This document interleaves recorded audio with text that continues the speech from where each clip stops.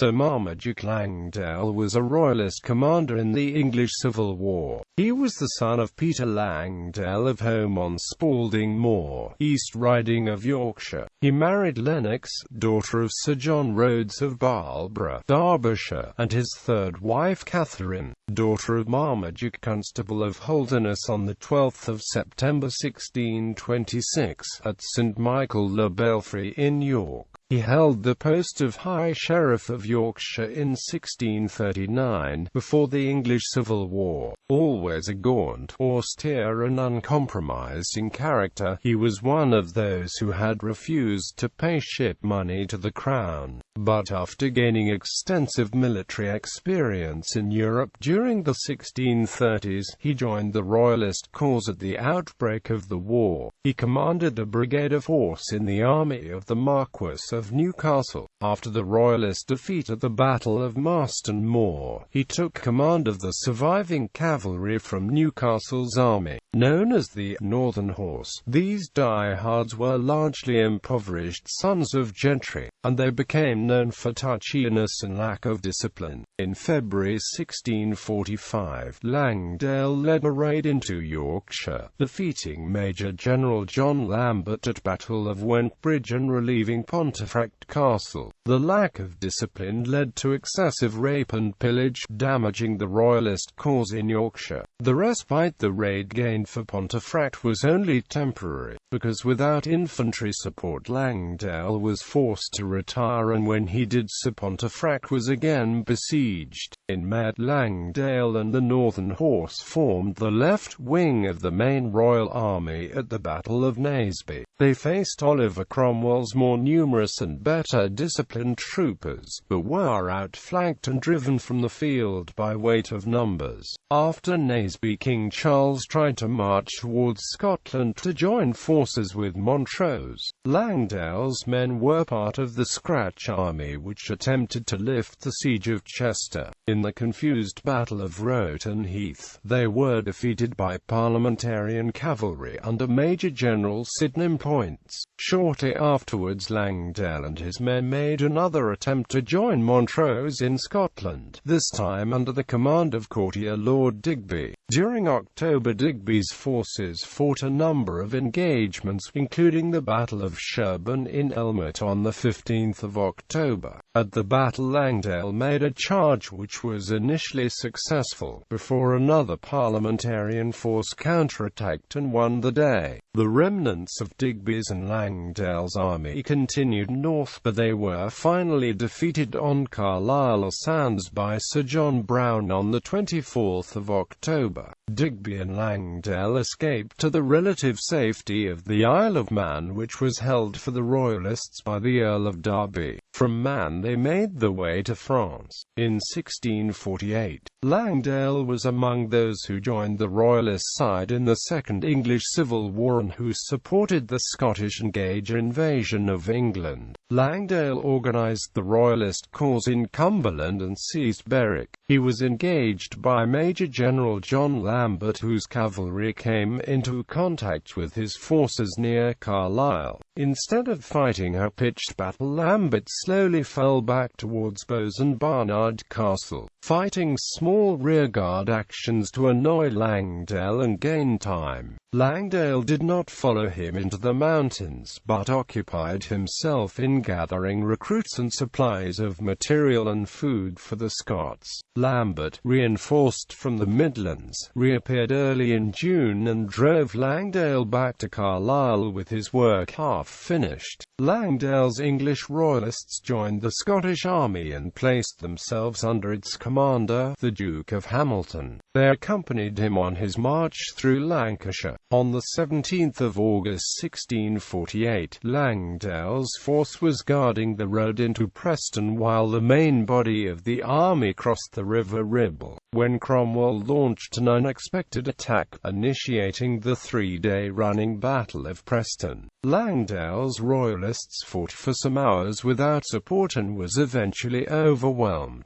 Langdale managed to escape from Preston but was captured a few days later in Nottingham and imprisoned in Nottingham Castle. In October 1648 he escaped and made his way to the European continent. This was a lucky escape for him, as the parliamentarians were not inclined towards mercy and executed a number of prominent royalists including the Duke of Hamilton. Langdale's name was included on Parliament's list of royalists excluded from pardon for the roles in the wars. At Charles II's court in exile, Langdale advocated an alliance with the Spanish as the best means of regaining the throne. Like Digby, he became a convert to Roman Catholicism. At the Restoration he was created Baron Langdale.